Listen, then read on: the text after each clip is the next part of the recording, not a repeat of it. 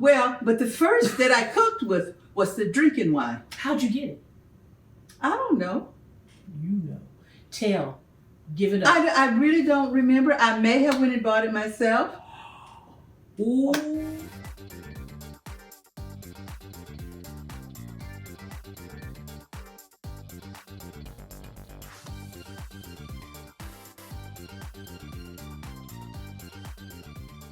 Hello, family. I am Chef Lorious, and welcome to the podcast, Calibama Talking. I am everybody's auntie. At least that's what they tell me. They all say, "Ooh, Auntie Lorious, auntie," and this is my mama, Mama VJ, the community grandma. She is a community grandma. That means she grandmama everybody. Well, anyway, y'all, we are so happy to be with you today. I'm excited. The podcast is here. This is our first official episode, and you know what's so funny about this? I feel like we have been preparing a lifetime for this podcast. That's true. Why you think? Well, I've been talking to you since you were 2 months old. And I've been responding. You know what's funny to me about it though is even in like when we've done, practice and getting set up and everything, I'm like, okay, is this working? And what makes me wonder is it's so natural. This is really how we just talk to each other. I'm not trying. And are you trying, Mama? I'm trying really hard. Yeah, you're not trying. She's faking. It just takes so much to talk to you. So I know I'm hard to talk to. I'm a woman of few words. But in any case, however it works out, this has been a long time coming, and I am so excited to be doing the Calibama Talking podcast with you. So what we're going to talk about on this podcast, so folks know, they've probably already watched the trailer or heard the trailer or whatever, but just so you know, we're talking about food, family, and life. What that means is everything that's going on. Everything relates to food, family, or life. That's life. Food and family. No, but we want to use this to delve into topics that are not always just kitchen topics. I do cook and all of that stuff, and that's part of Calibama. Calibama cooking is what I'm known for, classic and contemporary, comfort food and everything. But there's a whole lot more to what's going on in life. There's a whole lot more to the Calibama, I hate to say brand, but there's a lot more to Calibama than just cooking. It's really about meeting where you're from and where your influences are from, and that creating the authentic you. And that's what I've been striving for. This is authenticity, to really just be myself. And this podcast is where we'll talk about the things that happen in life and how we can approach them authentically, or just what our thoughts are about them and what might be a better way to approach something. I like that, because one of the things about life is you have to continue to grow. I've insisted that you're not made until the end.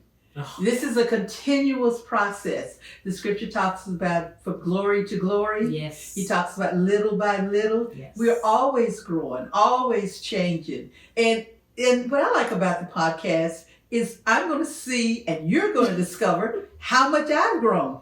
Okay. I haven't stopped growing. That's right. And you know what? Actually, in all kidding aside, Mom, that's true. Because when you've lived here in Virginia with us, near us, for five years now? 5 years. And you have changed. You have changed a lot. And not just, we saw you change, girl. No, I've changed. We've all, like you said, continued to grow. And so this is actually a cool chance for us to get to talk about that and how it practically plays out in things in life.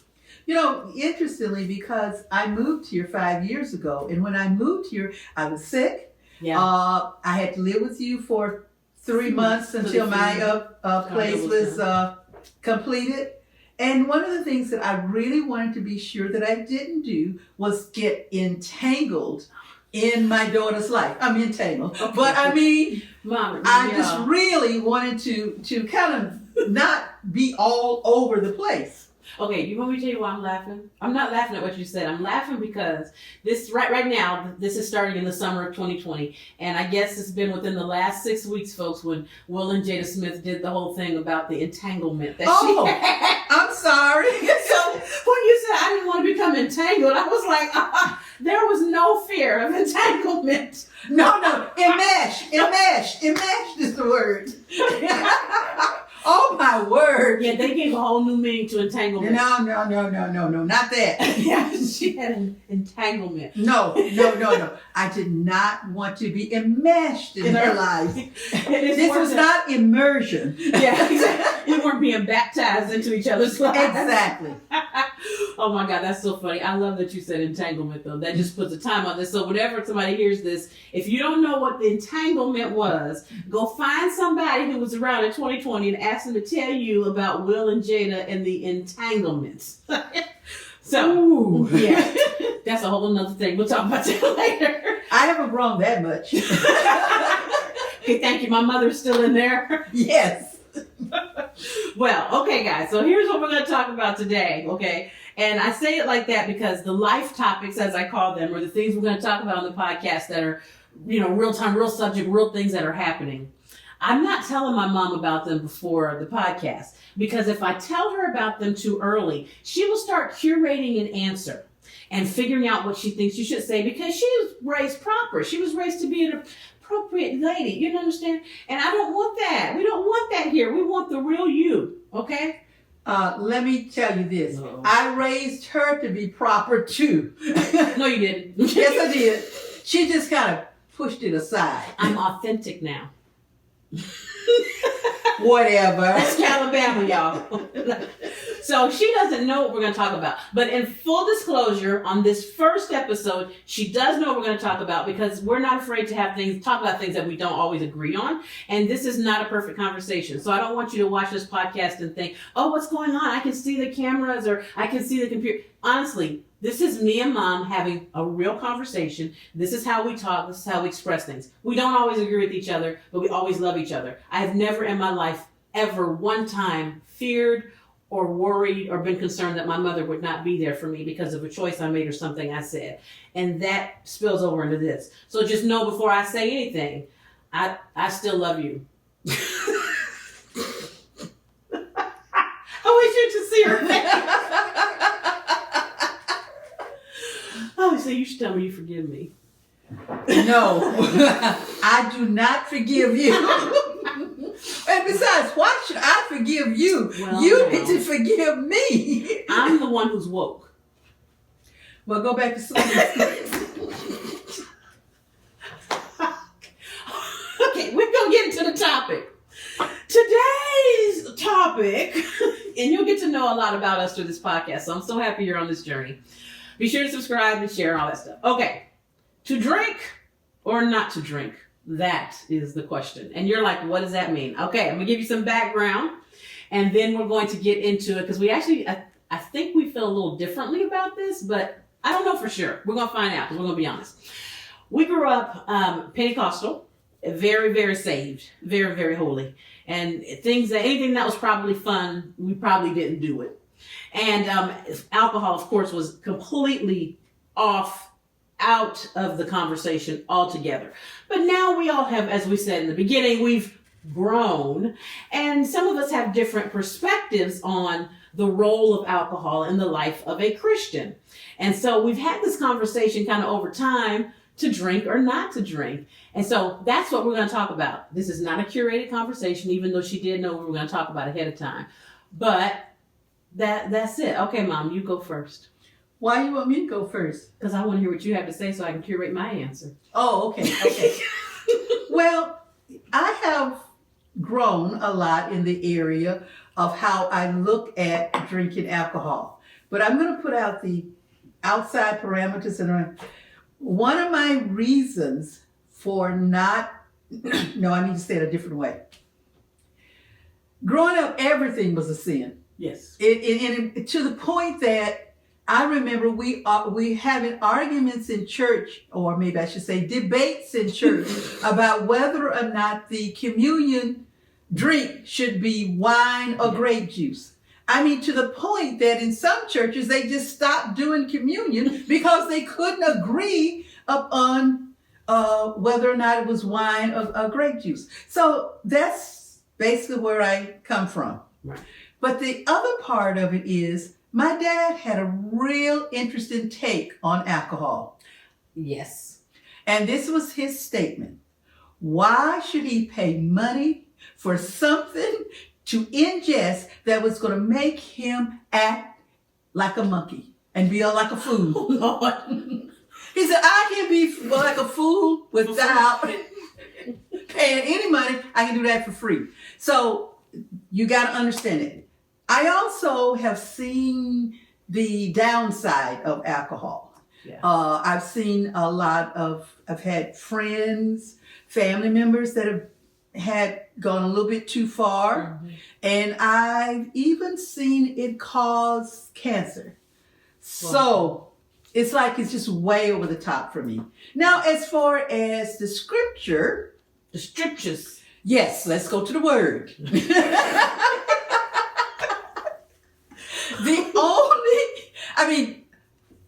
You know how you read a whole lot of stuff into the Bible that's not there, and you interpret it from what everybody around you have said all your life. So it was always interesting to me that when they would get down to actually saying that you're not supposed to drink, they would go to Corinthians, where the people were coming to church to eat and drink.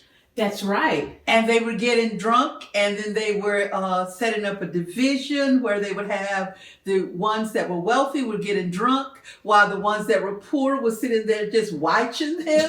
And I mean, it was all this craziness that was going on in the church.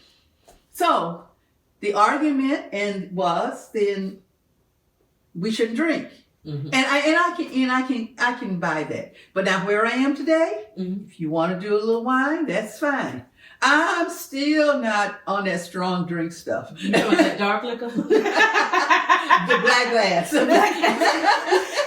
now it's funny that you mentioned that to what you're talking about, because you actually brought up a good point. There's a couple of different ways to look at this, right? One is some people just don't drink. And they are, I don't want to say anti-alcohol, but they don't drink because, like you said, things they've seen in their family. I've seen it because I'm related to the same people you're related to. So, I mean, we've seen where alcohol can cause a problem in relationships. It can destroy health. There's a whole lot of things that it can do. And you're right, from that end, that's one side of it. I'm interested in that church side, though, because like you said, everything was sin. And I remember, this is what I remember. Y'all will always tell us that in the Bible where Jesus turned the water into wine, they told us that was grape juice. It wasn't really wine. It was grape juice. That's just what they called it. Oh, yeah, I do remember hearing that. It was wine. Wine is grape juice. It's Fermented. just fermented, but it's still grape juice. And that was always hard. Like, I guess the thing for me was I don't, growing up, I believed what I was taught, initially was that you just don't do anything. You don't drink anything. But over time, like you said, I don't think it's the end of the world. Well, now, I have to be fair. When I grew up and they talked about Jesus turning water into wine, I could never understand why Jesus would turn the water into wine when I couldn't drink any of it. You never told me that. You were conflicted? Well, no. I wasn't conflicted. I just knew to turn my brain off. You never told me you questioned that story, too. I questioned just about everything I was told in the church. Really? But I turned my brain off. I never knew. See, okay. Now, I wish I had known this when I was younger, because when I first tried alcohol or something, I didn't tell you, because I was like, oh no, she's going to make me go back to the altar and say, if you don't know what that means, don't worry about it. But it was like going to be such, I never knew that you, not when I say I didn't think you questioned, I don't mean I thought you were just a blind, yes, whatever y'all say, yes. But I didn't know that was something that to you, the same thought I was having, like, how you gonna tell me that wine, if it was grape juice, they would have said juice. Wine is wine. Like, that's not, I didn't know you had those same thoughts. Well, and of course they explained it. The wine wasn't like the wine we have today. Well, I can't figure out, how do I know, how does wine change? And I know that the wine they had in the first century is different from the wine they have today. It was always. Yeah. But I just turned my brain off. There was a lot of things I turned my brain off to. I had no idea. I feel like I just learned something totally new about you. And I've known you for 40 some years. I didn't know that. Okay, so you're not going to hell for having wine. No, well, to show you how much I kind of did it was then when I got married and I was cooking Am I about to find out something? No. Something you always knew. I got scared for a second. Y'all, I got scared. I ain't gonna lie. Okay. So this was before you were born. So I was working, and these ladies would always be talking about cooking and thinking. I wasn't into cooking, but I'll tell you a story about me and the cooking later. Mm-hmm. But I was learning how to cook, and so they were explaining to me how to fix pork chops. Mm-hmm. And they were telling me how to use how to cook with wine, and I went, really? Your eyes. I know. Really? And I would sneak and cook with wine. I wouldn't tell anybody. Your dad knew I was cooking with wine, but I never told Mom that I was cooking with wine. Really? Yes. And then finally a lady came to the church, and she preached on the fact that you're not supposed to even do the alcohol in cooking. And I went, I didn't tell anybody that I cooked with wine. I just said, I really am your daughter. I mean, I already knew that, but that sounds like something I would do. Like, she can't have. I just go, no. You were a rebel in your own way. Oh, I was. I really was a rebel. Wow. I like this mama.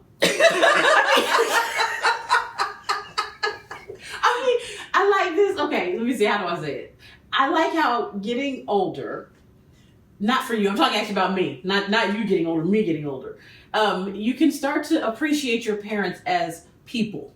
I start to see and appreciate my mom as a woman. And it's not just mama. You know, my kids, I'm just mama.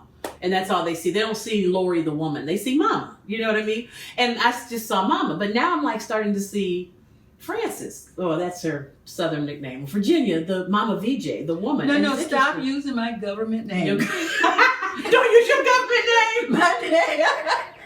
Mama VJ, the woman. Yes. But I don't remember. I guess I knew you cooked with wine. I don't remember. You have sometimes like the cooking wine. I would then buy the cooking wines. Yeah. And I went to great lengths to buy the cooking wines because I could really, if anybody really pushed me, it was cooking wine. Not the same drinking wine. Yes. I like the drinking wine, Mom. Well, but the first that I cooked with was the drinking wine. How'd you get it? I don't know. You know. Tell.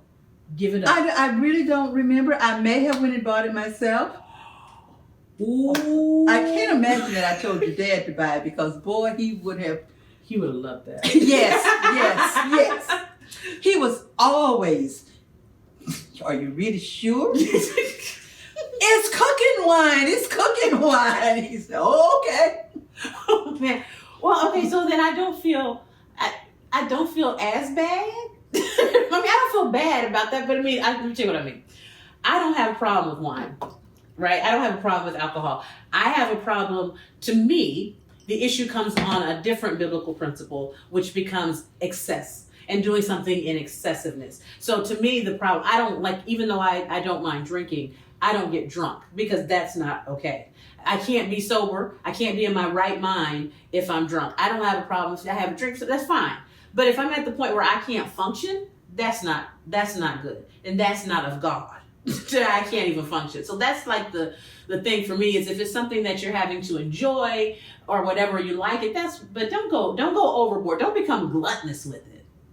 Well, the only problem is you don't know that you've done that. You've gone across the line. And most people don't know they've gone across the line until they've gone across the line. No, that's when you're drinking, you know when you need to stop. And there's general rules you can follow. So that I don't buy. I know if I need to slow down, like that's enough. And there's a good rule of thumb. Like this is water in here. But one thing is like drink a glass of water for every glass of alcohol. Make sure you've eaten. There are ways to do that. And if you're with somebody who's not going to tell you you've had enough, then you might need some new friends. But it's not. When people say, I didn't know I drank 20. Yes, you did. You want me to help? You want to try and I'll tell you? No. But it's true. I mean, you know when you did. But anyway, I don't know. Well, I can assume that, but I've just seen people go too far, and they really didn't plan to go too far. Now, that's different, though. You can go too far and not plan to go too far, but I don't think that's just about alcohol. I think that can happen to you on a date. Let's not talk about the problems of dating and alcohol. Well, no, I wasn't saying dating. Okay, that's a whole nother thing. But I'm saying you can go too far in anything that farther than where you intended to go. I don't think that's reserved for alcohol. Like, oh, I drank too much and I didn't mean to. So I don't think it's just reserved for that. You can go too far in anything. Well, the thing though, I would be honest, what I have learned, there was a scripture they always talked about. Paul talks about when he was to all things. Yeah, became all things to all men. Yeah, that was one. Yeah. And then he talked about, there's another we talked about being stumbling blocks. Yeah. And that it was one of the things that I just don't do it because I don't want to be a stumbling block. And actually, it doesn't even fascinate me. You know what my wine is? What? Sweet tea. That's the Bama. Yep. Well, you raised me in California, so my wine, no I'm kidding, is a red. But I tell you guys want to hear the funny thing about me and this wine? We went down to Napa Valley, and it was a fun trip. Mm-hmm. I love the wineries. But all of the wine, that was the worst tasting stuff. I kept thinking, dear me, everybody is jumping out of airplanes to drink this stuff. But I told you that was a mistake on your part. I even had one friend who really enjoyed wine. She really did. And she talks about once that she was drinking wine and how much she enjoyed it. And she said, the Spirit of the Lord said to her, and how are you going to witness to someone? Yeah, with your speech slurred. With slurred speech. Yeah. And I don't know whether she drinks any wine now or not, but I think she just stopped. She doesn't condemn anybody for not drinking it, but she said, I don't think I'm a good witness. Mm-hmm. And she said, how are you going to tell them about Jesus? Slurred speech. But then again, that's how much you drink. Yeah, but you know what? And even though I don't have a problem with alcohol, I actually do still adhere to that basic principle of not wanting to be a stumbling block. If we go to dinner with family, some family does not drink for religious reasons, we won't drink. You know what I'm saying, Shane? Now, we don't have to I just got to have a drink. That means you have a problem. And I wouldn't want it to be a stumbling block for someone else either, or stand in someone's way, whereas they all of a sudden they can't hear something I could have to offer them because of alcohol. It's not that important, and it's not worth it to me. And I also don't think it's good. I don't like to offend. That's where like you said earlier, I think Paul became all things for all men. If it's going to offend you, I don't need it like that. Agreed. I just don't want to offend. But I've also learned that offense can be both ways. That's true. So where I've come now is before I would kind of look at you real strange because you were drinking. Yes, you would. And I would think, yeah, not anymore. I don't feel that way now. I have some really wonderful friends that I know my relationship with them and their relationship that they display is very authentic. Yeah. And they drink wine. Yeah. But can I tell you something though, Mama? What? I'm scared to drink in front of you. Oh, good. No, but I'm going to get over it. Oh, no. You got to be scared. You got to be scared. But it's not like I'm scared like you're going to do something to me. I just don't feel comfortable. I mean, you've been here when I cook. I cook with wine. I mean, everybody knows that. I'm always pouring wine and foods and stuff. But generally speaking, there's only a handful of times that I think we've actually poured a glass of wine and drank it while you were here. Actually, what you do is you talk about it a lot. That's when I want you to. That means I want to do something, and I'm trying to feel you out. It does. I'm honest. When I'm going to feel out where you are, and I'm trying to see where you coming from, I will talk about something to see how you're going to respond, so I can read you. I'm being 100% transparent, Mom. I'm trying to read you in those instances. Well, I hope you read me well. I don't think I did. I mean, it's like I don't. I still think about what the people's going to say. Yeah. That's still there, and it's like, I don't want Calibama to be all about drinking. Right. And sometimes we've had that conversation because you'll say to me sometimes, one time I was going to make something and you said, oh, we back to cooking with alcohol or something. And I got to, you probably remember it. No, I don't remember that. Because I sometimes say on my show, and I'll say one of your best seasonings or your best spice cabinet is your liquor cabinet. Because I found that you can really get some amazing flavors when you cook with whiskeys and bourbons and things like that. I mean, you get amazing flavors when you drink them too, but when you cook with them, it can do some amazing things. And so, but at the same time, I catch myself sometimes because it's so new to me since it's not something I had as an option before. When I discover what happens when you put Kahlua in brownies, I'm like, oh my God, now what would happen if I did this, that, or the other? And so I do have to catch myself from going overboard, not because, as Eddie Kane said, I'm an alcoholic, but because it's new and it's different and it's easy to go overboard in something that's new and different. So learning how to balance that, okay, I'm not going to hell because I had a drink, but everything doesn't have to have that. Then I'm fine. Promise? Promise. Okay, y'all heard that, right? So if we go out and I order a margarita. Just so long as you don't drive and text. Yes. That's common sense. You're right about that. You are so right about that. But you know what? There's another thing you brought up earlier that I wanted to visit that I thought was so key. You said, I don't drink, but I don't condemn someone else who does. And I have found that is like such a hard spot for us to get to. If something's okay for me, but not okay for you, or vice versa. We want to judge you should feel the way I feel. Well, actually, one of the books I read years ago, it talked about what people's understanding of the Bible. Mm-hmm. And when you have a misunderstanding or don't have a method of interpreting the Bible in its space, then you find yourself making rigid rules because you're trying to interpret what you think the word is saying. Wow. So when I finally had to stop and just start doing the interpretive journal, said, wait a minute, these things happen in the Bible, they are real, right? They happen, and this was the situation at that particular time. And I didn't pick and choose the ones that I wanted to be at that particular time and the other ones I didn't. But all of it was at a particular time. But there were principles that I needed to learn. Yeah. And once I started dealing with it from principles, then it became less about whether or not a person drank or not drank. Did they drink alcohol? Did they drink wine? Whatever. Right. I understood the scripture that said to do all things with moderation. Yes. I understood that. But then I also understood, which was a scripture that nobody want to talk about, is that gluttony was not okay. And honest to goodness, oh my goodness, there's been some meals that I've had a little bit too much.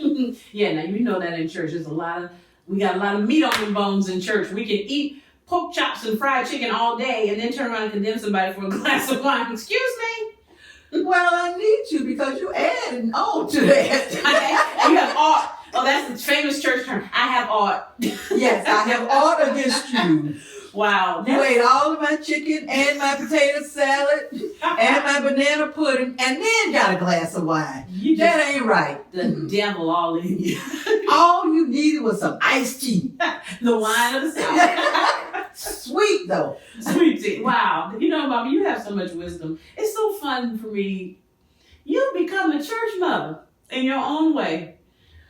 Uh-oh. No, not a bad church, not a mean slapping people's knees and saying, get yourself together. But I love talking to you and hearing all the wisdom pour out of you. It's humbling to me in its own way until I disagree with it. But right now I'm okay.